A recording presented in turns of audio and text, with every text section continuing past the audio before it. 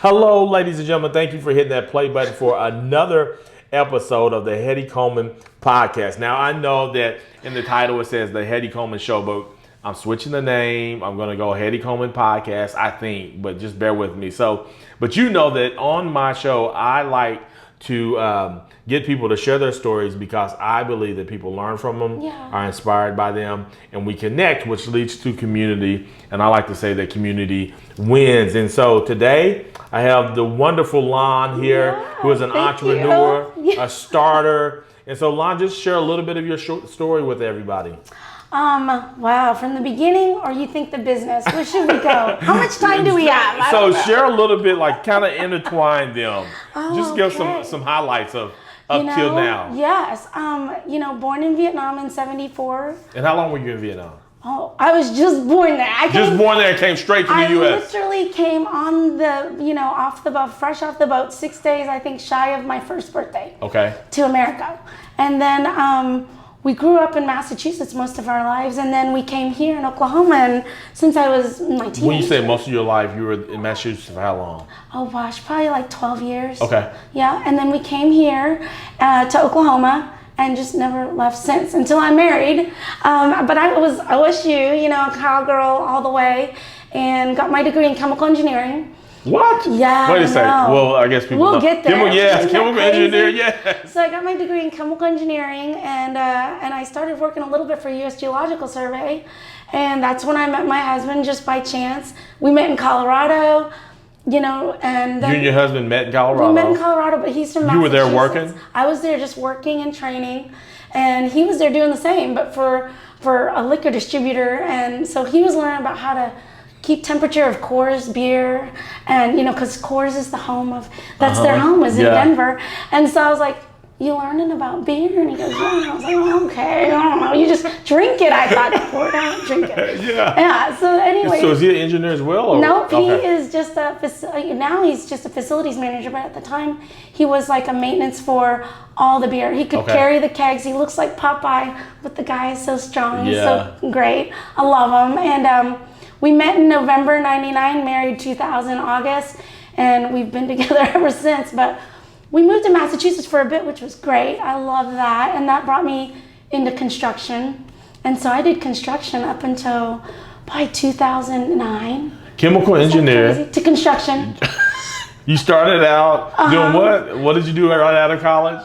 Chemical engineering. I was a U.S. Geological Survey water hydrologist. And then you went to construction. Yes, did construction as an estimator, and was a chief estimator once we came back to Oklahoma for a really big company called Smith & Pickle, which I love.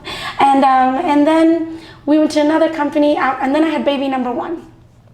And it was just too much, and I understand the construction world. It just wasn't the right fit, and like, this is not the right fit.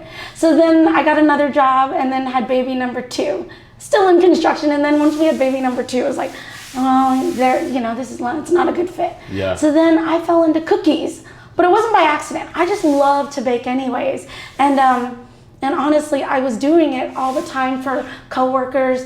I make these brownies called crack brownies. They call them crack because it drives them crazy. It's like, these are so good. But cookies is where, for some reason, it launched when I was making them for my daughter for her birthday. And people would ask where I got them. And then it just kind of was word of mouth. I've never paid for advertising. It's always been word of mouth. And now we're going into our 6th year. Finally, and we've been working out of the home, but we're going into a studio in South Edmond, and really excited about it, and going to have a grand opening in October, and really just launching a whole new journey, for our family and this business. So is your husband a part of the team, or is he still he's still the facility manager? He was a facilities manager. He has been out of work for a bit, and that's okay. He's been, honestly, I think it was just God's way of intervening, because I needed help getting everything running at the shop, and so while I'm at home doing cookies and with babies, he's at the shop working with the construction guys and getting everything done and getting it ready and pretty for us. And so I think God's saying, this is where you needed to be. And I think because I said, I don't know what's going on. He'll get interviews but wouldn't get the job. And I'm like, I think it's God saying it's not time. He's saying, you need to help your wife. It's just a nice way. She needs you. I needed him. So he's been there for me, and I honestly think once everything is running like a nice little ship and he passes it off and he's bored and he's like, I don't have anything to do, I bet you God will then open the door. Those next doors. It's funny how we used to pray and wish things, but now we just kind of know there's a plan. Yeah. We just have to be ready for when that plan opens. That's good. You know, before we were even a thought in our parents' mind, our lives have been laid out, and I just believe that. Yeah. So I'm like, you know what, it just is what it is. Yeah. So I really don't. I used to worry a lot, Hetty, but about what if? I don't even worry anymore. Yeah. Because I'm like, why bother? It's already figured out. I just gotta be ready for when it's ready. When they come. It's true. You know what I mean? Trusting God. Yeah. That's it. So okay, you're making these cookies for your daughter. Yes. When did you start, the sales started ramping up and how far out were you into making those cookies when you started realizing I can do this for a living? Yes, within between my daughter and my son, there's a little 4-year stint. And that's when we were just doing it on the side. That's why it was sweets on the side. I was still working and doing it on the side. And so that's where we had come up with the name. But as soon as William was born, before he was born, we said, you know what, let's try to do this full time. And we did. We didn't know what we were doing. I think the first year, I might have gotten a few $1,000. Yeah. I thought 2 to 3 dozen a week was a lot, and I was excited. And 2 to 3 dozen a week was yeah. And I was like, oh my gosh, this is great. And then it grew, and people would just, I feel like success isn't the money, the dollar. Yeah. It is the people that just keep telling other people. And I know my cookies are good when that same person comes back. Yeah. You know what I mean? Because, looking at a cookie, I might get their first order. They're like, we saw and I get that a lot. We saw your Instagram, we saw your Facebook, and we love your cookies, so we wanted to place an order. I'm like, great. But I know they're good when they come back. Yeah. And that's really what gets them, is either service and or quality of the cookies, And so that's when we were just we got that ball rolling when social media got into play. How long was it before social media started being something that you right as William was born, I think Instagram was starting up. Okay. And we were like, we need to do something. And we had a little website, but we started Facebook. But Instagram was where it was just little snapshots. You didn't have to roll through things. And so it caught a lot more traction. And I got more orders that way. And I would ask people, I'm like, how'd you hear about us? And Instagram, I'm like, okay. So, you're like, Instagram. Yeah. There's something there. And so then after a few years, then we get the call from Food Network, and I'm like, is this a joke? I'm taking my daughter to her math tutor, and I get the call from Sonic Dog Productions, and they worked for Food Network looking for, the talent. And so he said, no, Lan, we saw your Instagram. We think your work is great. How many followers did you have at this time? Oh my gosh, I think I had 11,000 at the time. And so then I was like, okay, let's just go with it. I don't even know if it's real. Let's just go with it. And so then he said, okay, well, we'll get you in contact with the producers. So then you do the whole Skype interviews because they're in New York, LA, wherever. They're everywhere else. And then you had to bake and make sure they knew that you knew how to do what you said you could do. Because they don't want to be embarrassed, and you don't want to be embarrassed. So you flew out to New York? Nope, did everything in my kitchen, but had to show them, all of the work. And then you had more interviews. If you passed their interview, then we went on to the next level of interviews. And eventually I was at Turner Falls with my family, and we get the call. We were done, swimming and everything. And I get the call from Food Network, a producer there, and I was like, oh my gosh. I just gave up after a while because it was April or March, and I hadn't heard from them, since. And I was like, you know what? It's in June. They said the competition is whenever, and you'll get a call. And I said, I don't even care if we get it. Let's just go to Turner Falls. Let's have fun. And then I get the call, and I'm like, oh my gosh, this is real. Yeah. So we made it. He goes, you've been selected. I'm like, oh, amazing. So then I was excited. We flew out there. They take care of you so well. I mean, they took care of everything. Do they treat you like a star almost? They do. I mean, you almost like a star. Yeah. They pick you up. They took care of your hotel, airfare arrangements, everything. And you had a driver, so you didn't have to worry about where to go. And you were always on time, and so it was nice. And that's when I met, the next leg of the journey of people that I was meant to come in contact with and really just love getting to meet people. And so I didn't even think so much about, I was worried about the competition. You know, I think you're naturally nervous anyways. Yeah. But meeting the makeup artists, the hair people, the producers, and then all the contestants in our little group, that was got to be one of the best things ever. Cool. And I was like, how long ago was this? Oh my gosh, that was a year ago from June. Okay. Yeah. And is that crazy or what? Do you still stay connected to some of those people that were? I do stay connected to, well, one of the producers, that was the main guy. Every now and then I'll shoot him with something, you know, because he was just really amazing. Yeah. He was really nice and made me feel comfortable. And so I always made him laugh, which was good. He'd say, Lan, you know why I made you last in the interview, right? And I'm like, because we'd have a whole day of shoots. And I said, because you had a long dadgum day and you need somebody to make you laugh. And he's like, yes, just please pull me out. And I was like, okay, let's do it. So we'd have some fun, you know, anything goes with me. I'm like, let's have some fun. Yeah. And so we would just have a lot of fun. And then all the contestants we still keep in touch with. And, you know, there was a lot of cattiness. People think there's cattiness, but you get over it. It's just competition, and it's friendly competition. I grew up in volleyball and sports, and it's like you want to beat the other team, but at the end of the day, we're all chatting and having a good time. Yeah. You know, or going out and having a drink and talking about other games and things like that. And so I'm like, the kitchen was just like a volleyball court.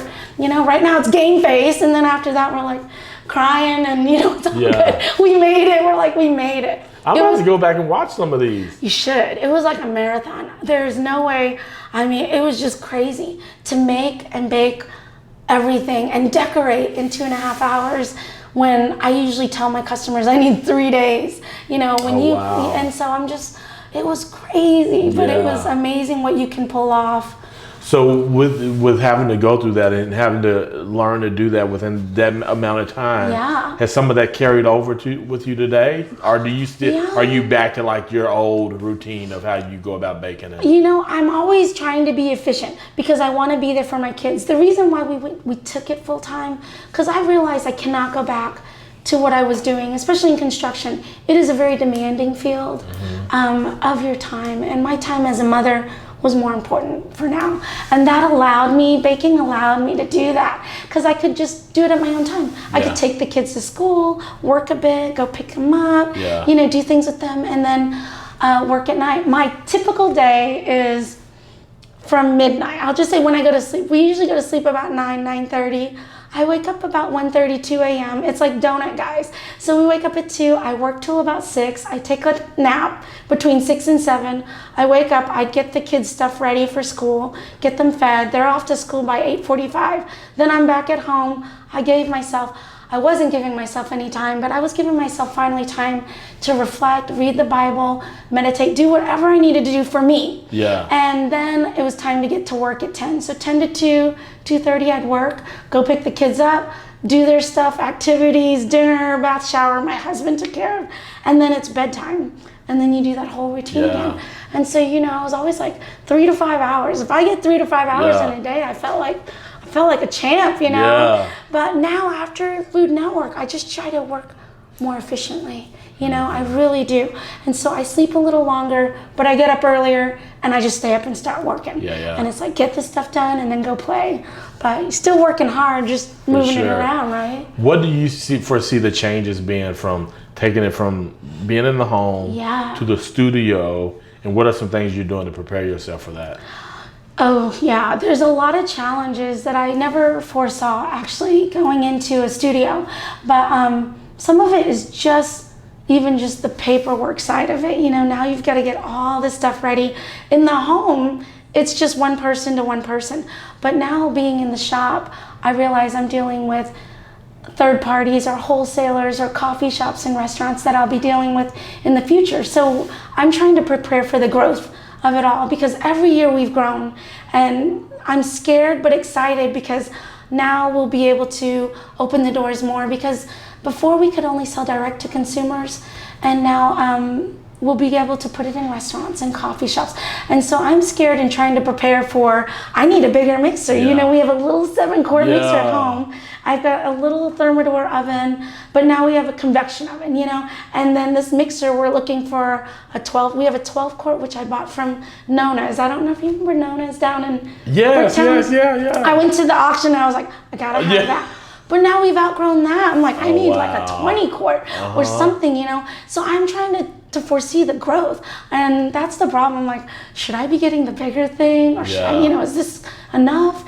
And so those are the challenges, is trying to figure out how we're going to look for the future, the future growth. Because I see it. I see it. I believe it. I'm just trying to prepare for that, And so the difference in that, it was all me in the beginning. Now I have like a full team. There's a marketing person. There's a person who does our interior designing, which for most of them, they work for free or for cookies because they're my good friends and I love them to death. And, give a shout out to Rachel and Jamie Chen Designs and, and Valona Marketing. But they're taking a lot off of me that lets me focus on what I need to focus on, which is the product.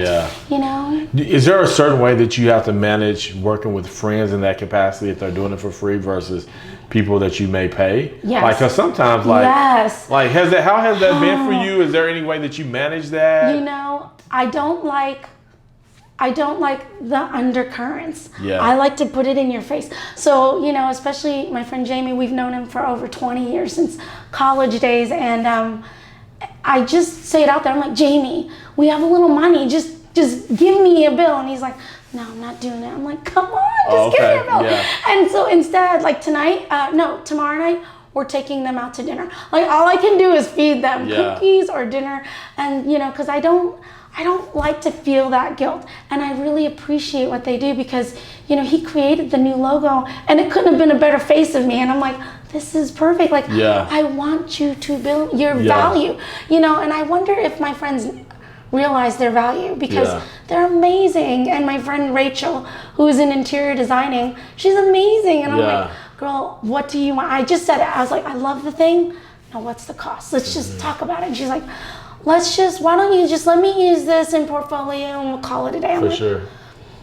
Sometimes for me, like my friends ask me like, I'm like, it doesn't even matter. Like what I would typically charge somebody, you're not going to pay me. So let's just move on. Let's just move on, right? Just move on. And so it's like, I love you. I love you so much. And but I want 100% transparency, and so we had a dinner a week or so ago and I have my meeting minutes, we go through it all and, we pay them for everything they buy or do, pay them.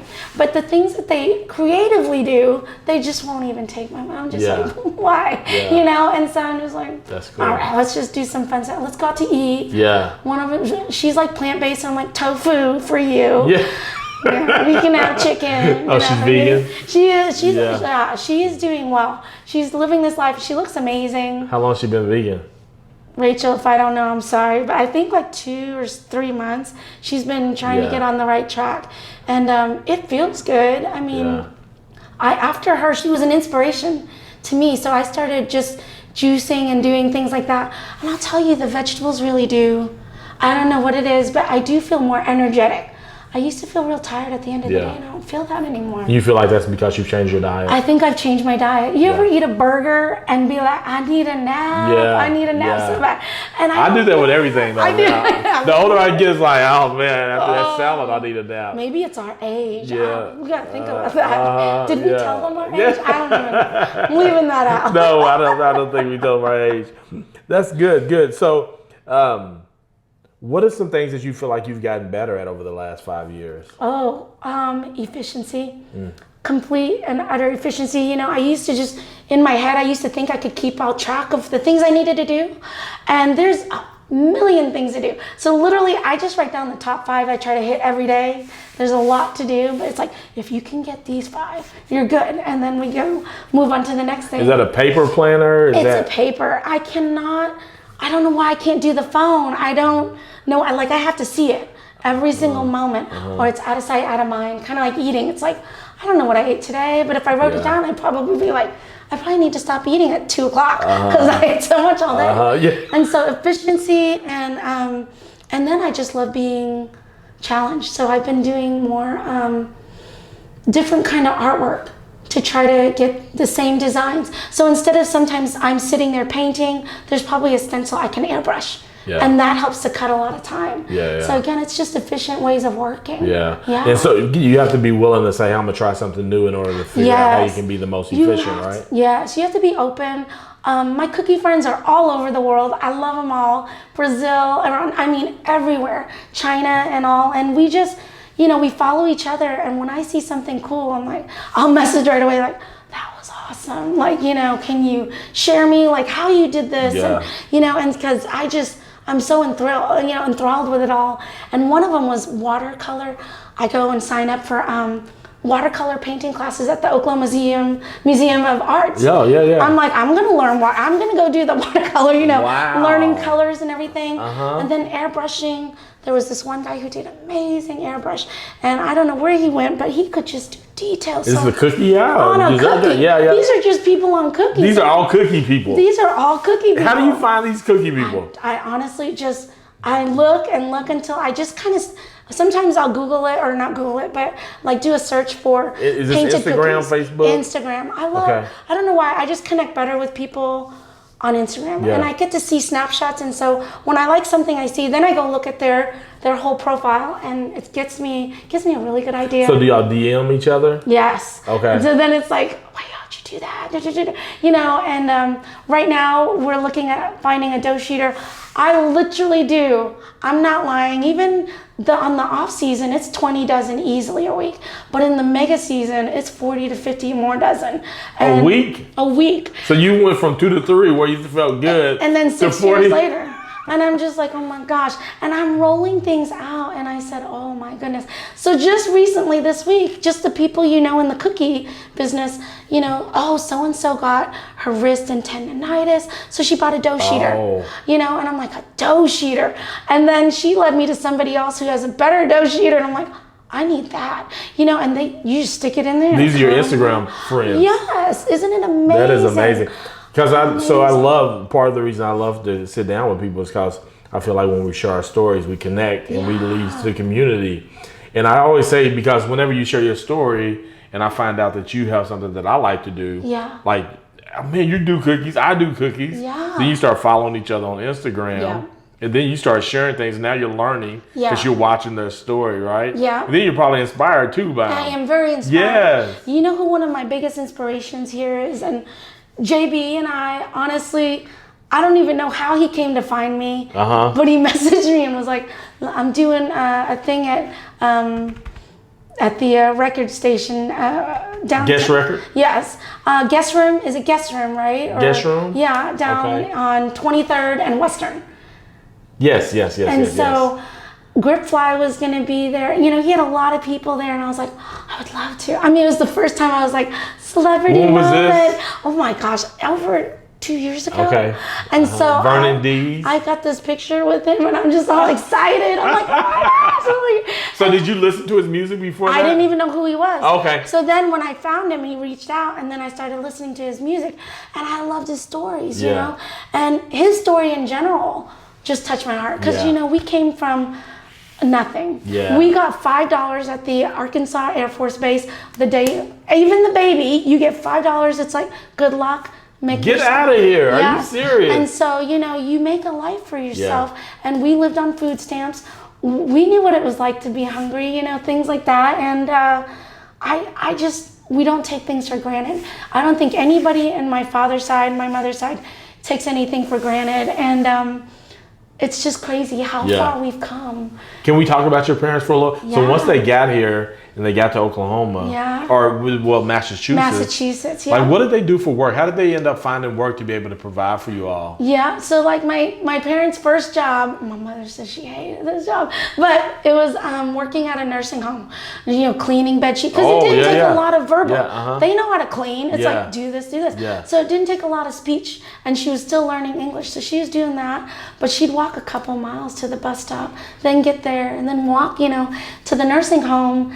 And then it grew from there. Then she was working as a seamstress, and my dad was a mechanic, and so he knew that industry. He was in the Army in Vietnam, and my mother just knew how to sell food since she was a little girl. And I mean, and when I mean she's a business girl at 9, She really was. She would see these American soldiers over there and she would exchange money. I love these stories she tells me. She goes, we were selling food and, you know, your dad and I, your grandpa would make food. My mother would go sell it on the corner. And when we went back to Vietnam, she'd show us the corner she'd sell it on. Are you serious? Yes. Yeah. And then she goes, sometimes the soldier would ask her to exchange money. And in exchange, of course, she took her fee out of that. And she's like, this is mine, that's yours. I mean, the woman was a business, and she still is. She's still a businesswoman. She has her own koi pond and tropical plants that she sells out there in South Oklahoma City.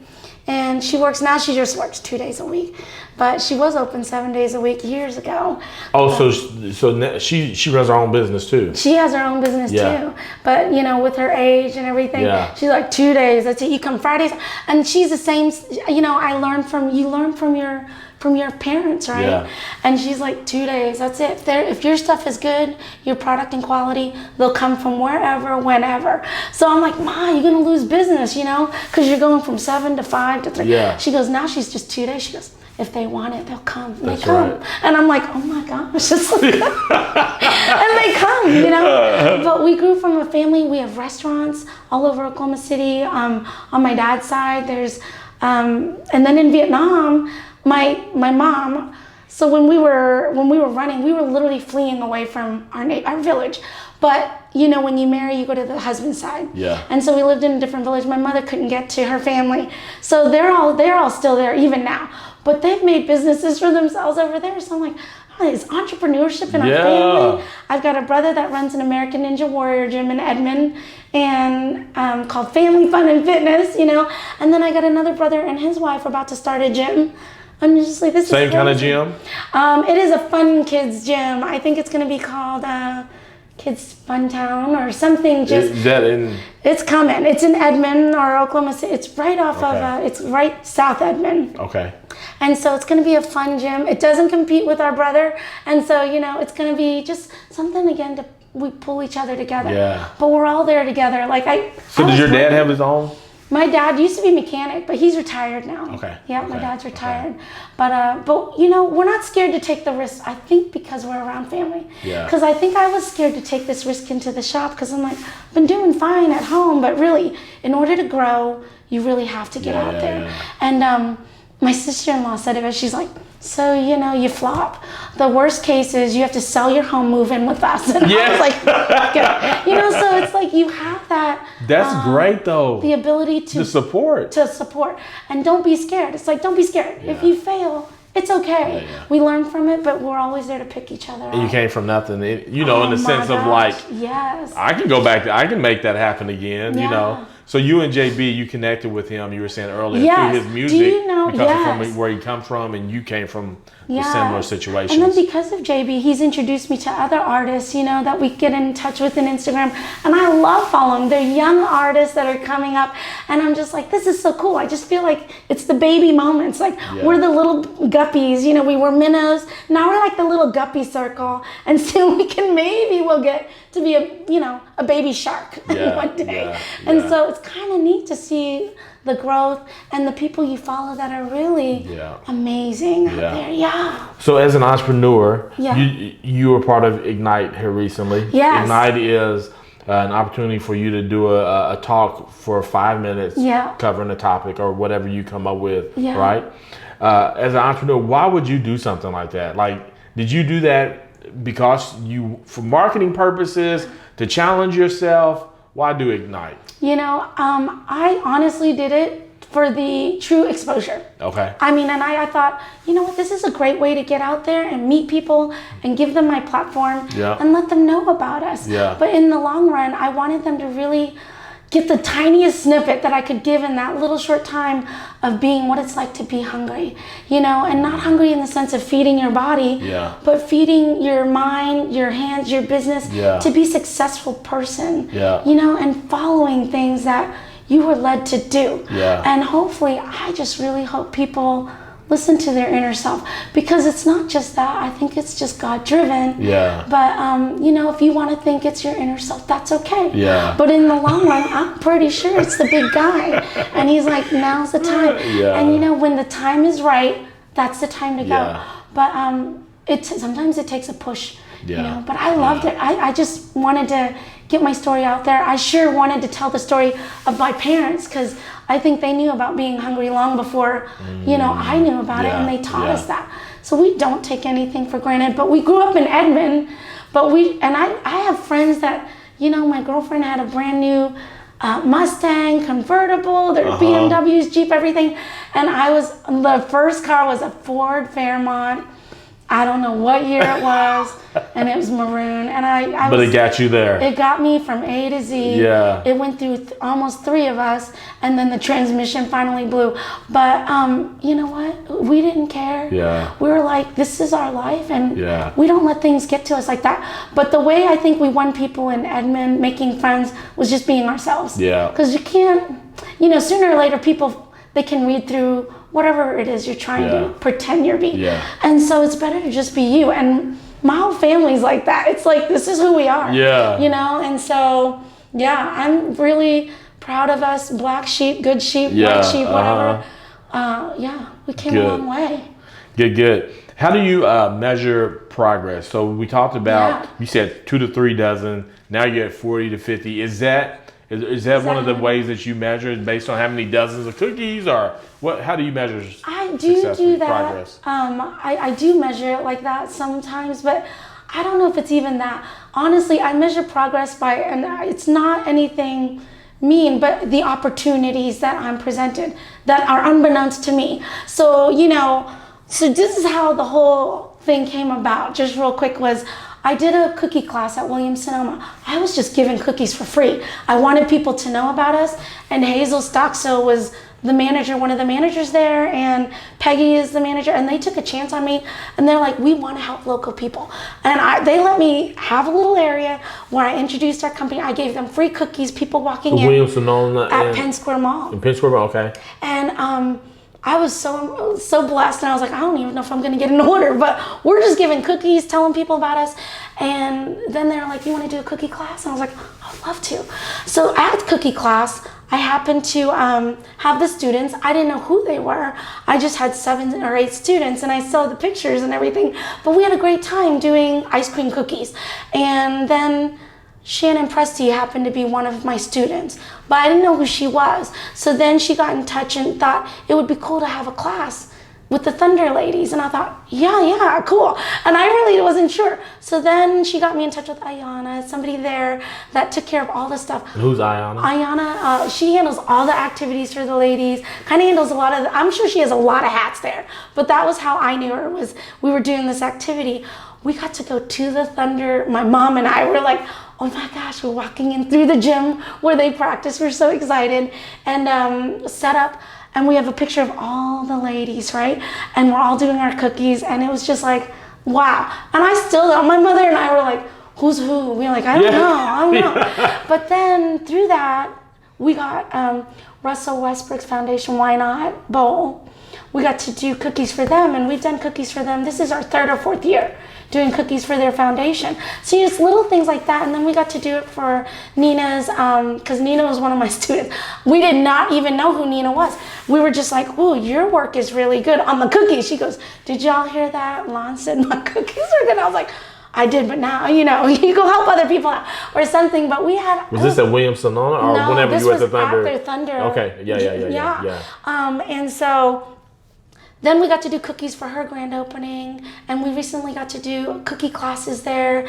And it's all these little snippets of opportunities that you're given, and you're like, seize the moment, you know, you never know. That's cool. And then, you know, I didn't, in the back rows, I don't even know how I got this one. Well, I do, but I won't give out all the names. But I was able to do cookies for Clay Bennett's, I think their wedding rehearsal or something out in Beverly Hills. But I didn't know. I was like, I'm just making these cookies for a kid named Alex, and, you know, or whoever. And I was just like, I don't know who these are. And it said Bennett's on, but I was like, whatever. So I gave it to the girl who handled the party, and the icon, the Caroline, and I was just like, here you go, have a good event. And then later on, I'm getting calls and texts. Do you know who these cookies are for? And I was like, no, you know. And I'm kind of glad I don't know, because in actuality, I want to treat everybody the same. I don't care where you're at. Sure. But it's nice to know I got these odd opportunities just by chance. Yeah. And it's like, okay. Was this before the Food Network? This was all before the Food Network. Wow. And then, so, you know, when then I got the call for Food Network, I was just like, wow, okay. You know. That's super cool. Amazing. And then I got to meet Ree Drummond, you know, she was the head judge. And then we had 2 other judges, but it was a blast. I was just like, this whole thing was amazing. All the competition was done in a day. It was very stressful. But I love that I could mess up the whole kitchen and somebody else cleaned. I was like, oh, yeah, that's the dream, right? Yes, it was like twinkle your nose. 15 minutes later, it was all done. I'm like, wow. Yeah, for sure. That is so cool. The bad part was you were about to compete again, so it was like, oh my gosh, okay. Yeah, after they cleaned it. Yes. Yeah. How far did you get? To the finals, and then I didn't make the finals. I wasn't a winner in the finals, but it was the top 3, and I was happy with that. And honestly, even if I didn't win, I won. I felt like I won, even though I didn't win. Oh, just making it on the show, you won. That's exactly it. Yeah. And you know, they even wish that, Food Network, and you know, they wish you that it helps you, you know, your platform, whether you're growing your business or not. It's just an opportunity. So something like that comes along, I say do it, people. Just do it. It's scary as heck, but just do it. Yeah. And you know, because you just don't get that chance all the time. Yeah. And so they're like, would you do it again? I think somebody asked, and I was like, I would. Well, I feel like you would, because you did Ignite. Like, I feel like you're still, I think you see the benefits of putting yourself out there to network and get to know people. Yeah. Because you never know what that leads to. Like, this is amazing. And then the people we didn't meet until Ignite OKC. Yeah. And that's what I love. I love. And now we're sitting here talking and acting like we know, like old friends. Yeah, exactly. Isn't it great though? I love that. Isn't it amazing? The stars that are connecting. Yeah. And it's just awesome. Yeah. It's awesome. So we cause this ripple. You never know what the next ripple is going to be. Yeah. And I'm just like, this is so cool. Yeah. So, you know, making waves. I like that you say that's how you measure progress, by the next opportunity you get. You know, like you keep getting these opportunities, like I'm making progress. Yes. You know? Yeah. There is a little cafe we're hoping. It's not little. She's been around forever, and I met with her, and I'm not going to say it yet till she makes a deal. For sure. Please make a deal. But she's got to have my cookies. She's only heard of my cookies. So then she got in contact with me, and I was like, oh my gosh, I love your restaurants. And then she has a lot of restaurants. So she's like, we'd love to have your cookies. I'm like, I can't. I'm out of the house and this, that, and the other. Yeah. So then once we got the store, I was like on the phone with her right away. We met up, and I'm like, okay, so as soon as I bring her some cookies, we hope this is the, start of a beautiful relationship. And so really, that's really how I measure. I'm like, people I admire, and I feel like, and if they admire me, I'm like, wow, maybe I am a little somebody, or something, or at least I'm doing something right for my family. That's so cool. So I don't look at the dollars. They will come. God provides. I don't even look at it. I just look at the success in the people you meet, the things you do, the way you impart and impression others. And, we do a lot of kids classes. And I love them. I love. Where do you do the classes at? We do them. We do them everywhere. We're doing at Little Ark, the Little Ark OKC, which is Nina's place in Nichols Hills. We did them at Kids Gym, which is a school. It's not a school. I'm sorry. It's a gym called We Rock the Spectrum. Okay. It was primarily designed for children of autism, but it's open to all children. But I love these children. I mean, I love them all. And so we do classes there. We did them at Okie Kids Playground, and we even did them at my brother's Ninja Gym. And so it's kind of fun to connect with these children. Your brother's gym has a kitchen in it? No, we just decorate. Oh, okay. You bring the cookies. I bring the cookies. Okay, and we then decorate. And we do it kind of in line with whatever's in season. Obviously, with him, it was all ninjas. These kids just want to do ninjas, Yeah. So we did that. And how much does that cost? It's $20 a kid, and usually it's a little more, whatever the cost of the gym part is. But we also do private parties, and I love doing that. And we've done that where we come to people's homes and do birthday parties, and we do adult parties, and we've done a lot of those. It all started with the adults. And then they were like, do you do birthday parties? Because I have a little girl. I'm like, yes, we do that. Yeah. And so with the shop, it'll be fun because I love bringing them to the shop. Yeah. I think it'll be a lot of fun bringing them to the shop. And eventually, Hetty, this is my hopes for next summer. We're doing camps, and we'll do camps because, one, I really think the children need, this is a life thing, learning to cook, to read, to comprehend math is a life thing. And I don't, I've been to the stores, we've been through the drive-through stores. It breaks my heart when they can't give me change back that they should know, even if a machine's down, and it really hurts me a lot. And coming from a big math and science family altogether, I mean, I got my degree in chemical engineering. I was good at math and science, and I really love for the kids to know how to bake.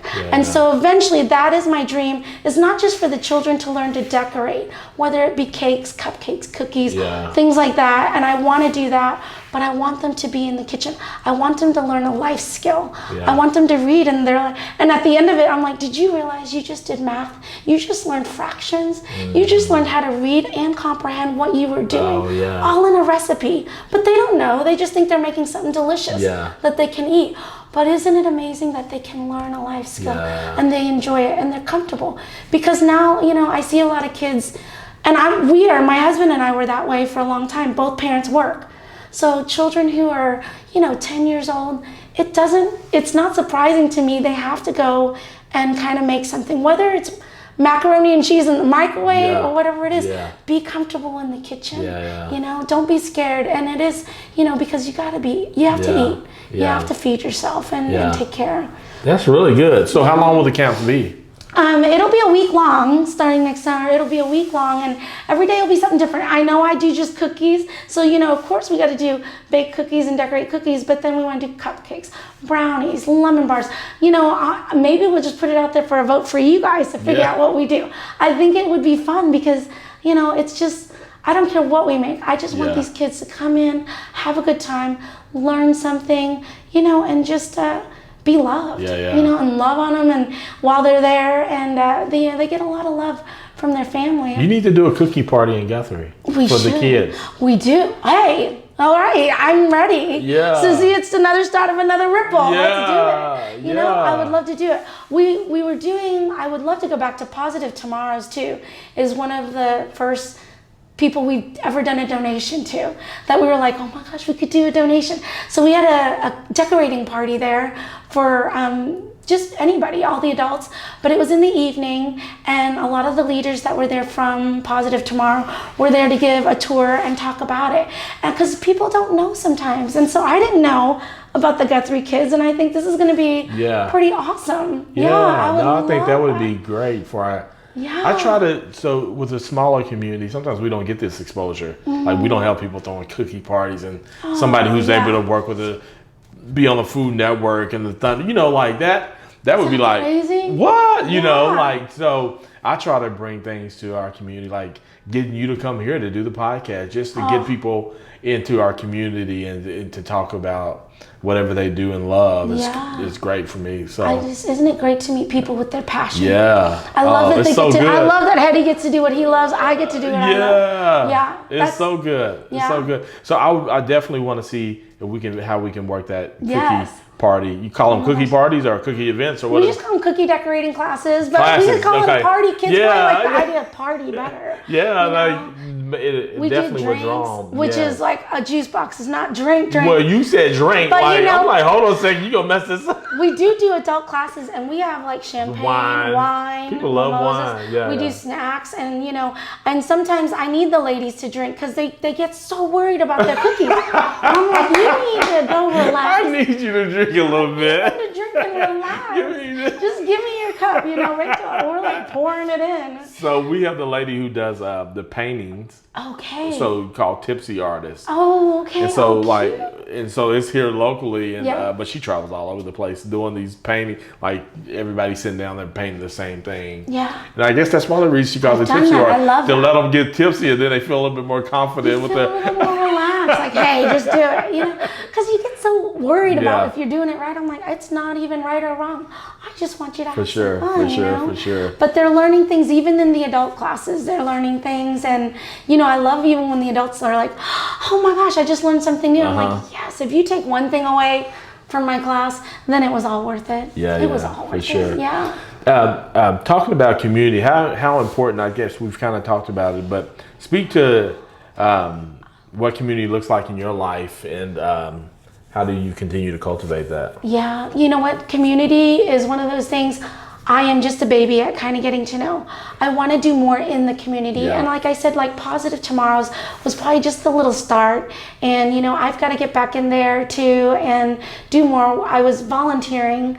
Then after I started the business and full time, I kind of stepped away from that a bit and I missed it. So we do a class there, but we haven't been back in a while. You know, it's been a year. And so I'm like, you know, I want to do more for the community. And so sometimes, again, I need a nudge.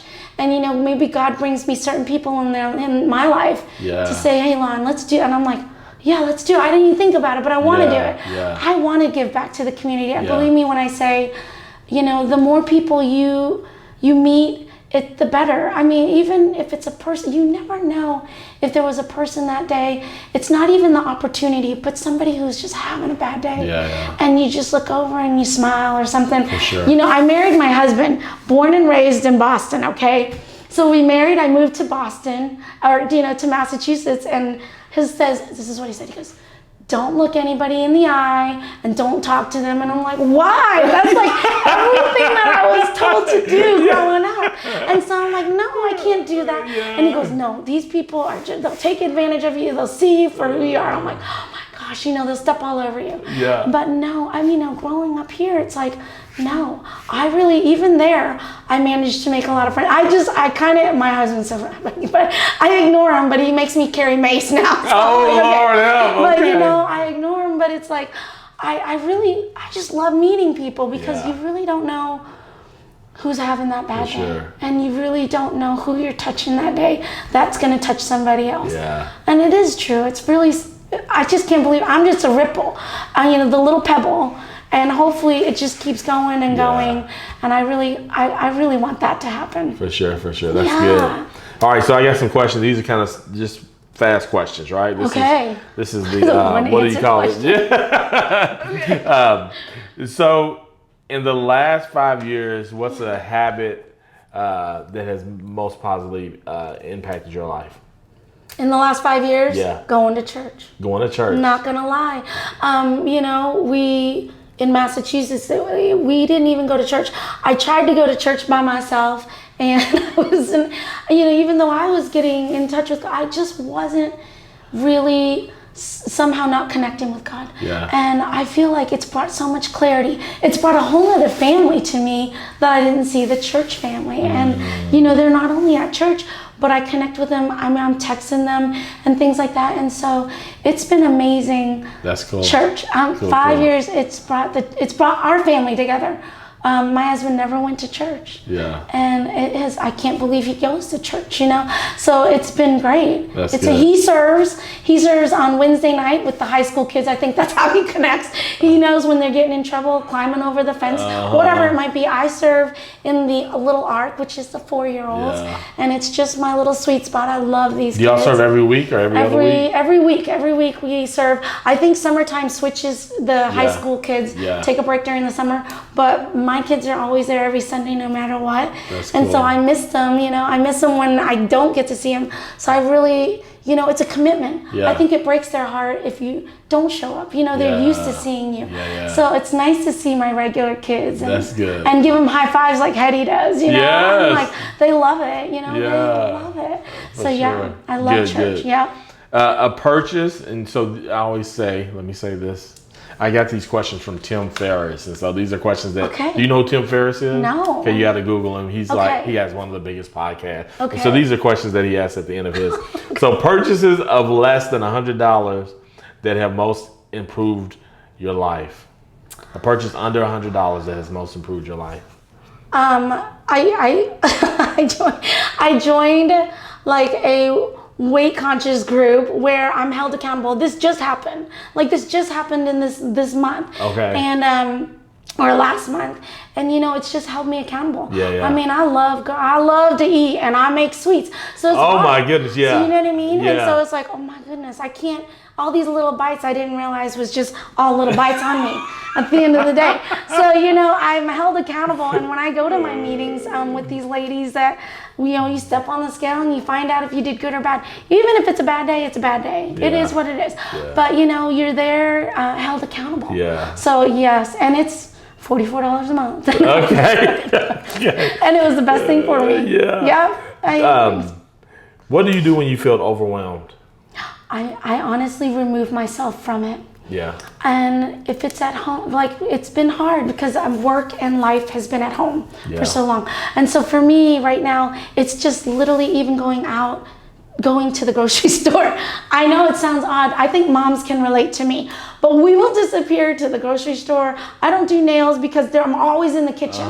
But I will go to the grocery store and randomly just walk down the aisles.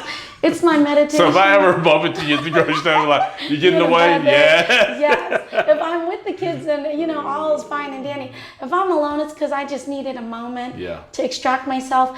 And, and a big thing, that's during the day. In the morning, I really love my meditation time. I started incorporating that in yoga and Bible, and so all of that has been, I don't know what it does with the synapses in my mind, but I feel more clear in my thinking to receive whatever messages are going to come to me that day, because there's too many things going in your mind. For sure. Yeah, so I think we gotta clean. It's like cleaning a dirty window. Yeah. It's like I gotta clean the window, let those things in. What is something absurd that you love to do? Oh my gosh, what do we like to do? For our family, we kind of do just silly dances. We don't do anything. We're not too crazy, but we just do silly dances sometimes, which I think I caught Sophia on Instagram when I posted her. I was like, Saturday night, this is what we're doing right now. Just silly things like that. And so I think just letting go of let loose. Yeah. And that's one of the things we've tried to incorporate back in our life. One day I was scared, Eddie. We were sitting at dinner. That's at home. My kids are each on their little tablets. My husband's watching the tube because you can see it. And I'm sitting there eating like nobody to talk to. And I'm like, this is not good, And I was like, this is not good. So we stopped that, and then we tried to incorporate a game night. And the kids absolutely love it. I mean, and even I think older kids would like it. Oh, yeah. I think you have to force them at first, but you find something they like, and then I bet they want to kick your butt after a while. You're like, you beat me this time, but I'm going to get you next time. But I just, I'm scared for those moments. So I don't want us to just kind of break away like that. And so family time is really crazy good. Yeah. Keep it up. Yeah, so because it gets harder as they get older. I know, that's what I heard. Yeah. That's what I heard. I heard we worry more. Yeah. You're busier more. Yeah, you're busier. Yeah. So I'm like, but you can do it though. Yeah, everything's possible. Yeah, everything's possible. Everything's possible. What advice would you give me for succeeding? Listen to, your inner self. Yeah. And I say inner self because I get it. Some people may not believe there's a God. Maybe some people believe there's something out there, but they don't know what it is. It could be Allah, it could be Buddha. It could have a lot of friends with a lot of different religions. But in the end, just listen to your inner self because it's something greater than you. Yeah. So I say just listen to your inner self. And honestly, it's scary, but follow it. Just listen to it and follow it because it's your time. It's your time. And I really believe it. I didn't even know it until recently. I feel like I'm late coming in, but then I think about the guy who, started Kentucky Fried Chicken. Yeah. How old he was, So I'm like, maybe your calling is when it is, and maybe it's not now. Yeah. But when you're ready and you hear it and it pulls you, just go. When my inner voice was calling me to start the business, after a while, we started it and I was scared. I was almost chasing it. Now, it's like it was pushing me and now I'm pulling it. You know what I mean? It's like, I don't know, it's like, do it. I don't know. And now I'm like, let's do this. Come on, keep up. And so I think after a while, you'll find your niche. Listen to your inner self. It's really good. That's good. It's really good. Okay, last question. So you have the opportunity to do one post on social media that will reach every individual on social media. So you're talking about billions of people. Yeah. The algorithm, nothing's going to mess it up. Everybody's going to see this one post. What is your post? It's going to be me with a smile and a big word that says smile. Because, you know what, I think that's the one thing you can give for free. And I put that on my Instagram, if you look back, because it's free. It's something you don't even have to pay for, but it does wonders to people. Yeah. It does, right? I'm gonna talk about because it's really important to me. It's just tough. But anyways, I'm sorry I'm going to. No, you're fine. You're so fine. But yeah, it was. I don't even have makeup, so I don't know why I'm doing this. And I'm like, oh, don't get my makeup. I don't even wear makeup. But yeah, smiling is it's free. I just give it away. That's good. The more you give it away, the more you're gonna get. So you might as well just give it away. Yeah, that's so good. Sorry about that. No, you're good. Thank you so much. Smiling and crying. There you go. Smile and cry. Crazy, You can do both. Yeah. You can do both. You can do Oh my both. gosh, but thank you for having me. Yes, thank great. you for being here. Yeah. So, ladies and gentlemen, Miss Lan has brought the goodness and tears. yes, Right? so sorry, y'all. Yes. So, thank you all again for listening to the Hetty Coleman podcast, where I like to share stories because I believe that when people share their story, we learn from them, we're inspired by them, we connect, and community happens. And I say that community wins. And as always, ladies and gentlemen, as always, go win. I love it. Thank you, Hetty. Thank you so much. Thank you so much. We'll hug later. We'll hug it out later. Yeah. Thank you. I appreciate it. Yeah, absolutely. Keep doing great work.